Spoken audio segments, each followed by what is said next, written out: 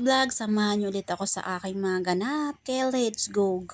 For today's video ay kailangan ko na naman magsalamin kasi nga po yung mata ko talaga is hindi siya pwede sa maaraw kasi nga po is, parang medyo malabo siya. At ayan nga guys, dahil nga po is nakamotor lang kami, dahil nga po is papuntang Oxygen naman kami, dahil may asakasuhin na naman kami doon.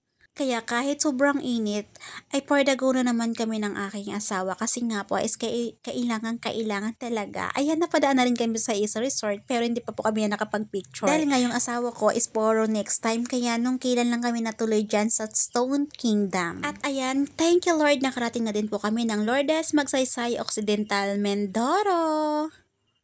At ayan nga guys, nandito na po ako sa bahay ng aking biyanan kasi nga po is dito muna kami tutuloy ng isang araw lang naman. Kaya ayan guys, medyo masama po dyan ang pakiramdam ko kasi nga po is nahihilo ako dahil nga po is wala akong kain. Siguro mga one day, isang araw na ako hindi kumain mga gamay. Shoutout mo po pala sa aking biyanan na blue lover siya, ayan.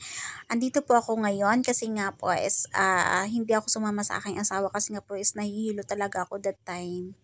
Ayan lang guys ang aking update for today's video. Maraming salamat. Please like and share. We love you all. It's me again, Fior Manyan.